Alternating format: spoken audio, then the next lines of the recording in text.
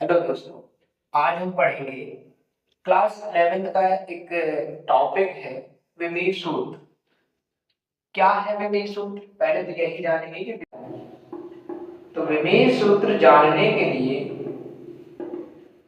हमें किसी भी देखो विमीय सूत्र क्या होगा, भौतिक राशि है, भौतिक विज्ञान का एक टॉपिक है। इसीलिए किसी भी भौतिक राशि का विमीय सूत्र अगर हमें जानना है तो हमें दो चीजें पता होनी चाहिए। एक चीज मात्रक और दूसरा जिस राशि का, पहला मात्रक और दूसरा जिस राशि का हमें क्या करना है, विमीय सूत्र निकालना है, उसका सूत्र पता होना चाहिए। ठीक, लेकिन मात्रक पता होने के बावजूद भी हमें जो विमीय सूत्र, जैसे हम कहें हमारे पास 7 भौतिक राशियां हैं, तो 7 भौतिक राशियों में जो विमीय सूत्र लिखने की विधि है, उन्होंने तो जो हमारे भौतिक शास्त्री रहे उन्होंने कहा कि अगर लंबाई है तो उसका मात्रक क्या है, मीटर, तो उसे हम विमीय सूत्र के लिए m से प्रयुक्त करते हैं, यानी कि रिप्रेजेंट करते हैं हम m से। इसी प्रकार लंबाई, द्रव्यमान के लिए जो SI सिस्टम का मात्रक है वो kg है, बट उससे जब हम लिखते हैं तो m से लिखते हैं। किसमें? विमीय सूत्र के लिए किससे लिखते हैं? m से। द्रव्यमान के लिए क्या होता है? m। लंबाई के लिए अगर हम बताएं तो लंबाई के लिए प्रयुक्त होता है क्या, विमीय सूत्र के लिए l, और समय के लिए प्रयुक्त होता है t।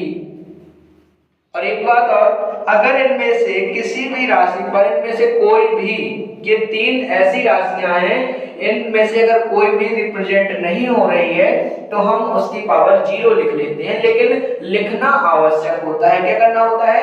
m l t, ये तीनों चीजें लिखना आवश्यक होता है। जैसे हम एक उदाहरण लेते हैं, उदाहरण से आपको बहुत अच्छे से समझ में आएगा। जैसे हम एक उदाहरण लें, हमने उदाहरण लिया क्षेत्रफल।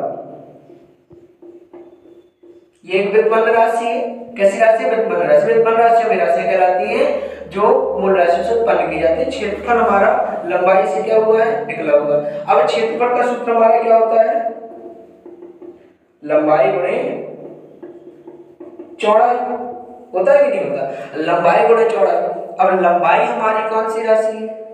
भौतिक राशि, मूल राशि। दूरी, दूरी क्या है? दूरी लंबाई में ही मापी जाएगी, अर्थात लंबाई क्या है, लंबाई को मीटर में ही मापा जाएगा, जिसका मात्रक क्या होगा, मीटर। इसी प्रकार चौड़ाई भी एक दूरी है, और दूरी किसमें मापी जाएगी? मीटर से मापी जाएगी। ठीक, अब जब मीटर है, हमने कहा लंबाई को किससे मापा जाता है? एल से। किससे मापा जाता है? एल से।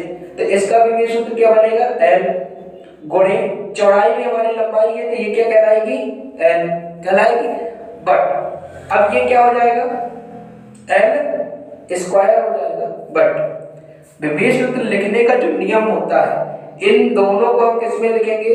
कोष्टक में लिखेंगे, और इसको भी हम किस में लिखेंगे? कोष्टक में लिखेंगे। बट लेकिन जो हम पूरा विमीय सूत्र लिखेंगे, अभी ये विमीय सूत्र नहीं बना हमारा। विमीय सूत्र बनाने के लिए हमने कहा चाहे राशि उसमें रिप्रेजेंट करे या ना करे, द्रव्यमान, समय, लंबाई, देखो इसमें ना तो द्रव्यमान दिख रहा होगा तुम्हें, ना कहीं समय दिख रहा होगा, बट हमें विमीय सूत्र लिखने के लिए हमें इन दोनों राशियों का यूज करना पड़ेगा। जैसे हम लिखेंगे m। अब देखो इसमें द्रव्यमान कहीं नहीं है, द्रव्यमान कहीं नहीं है, तो हम इसकी पावर क्या लिख देंगे?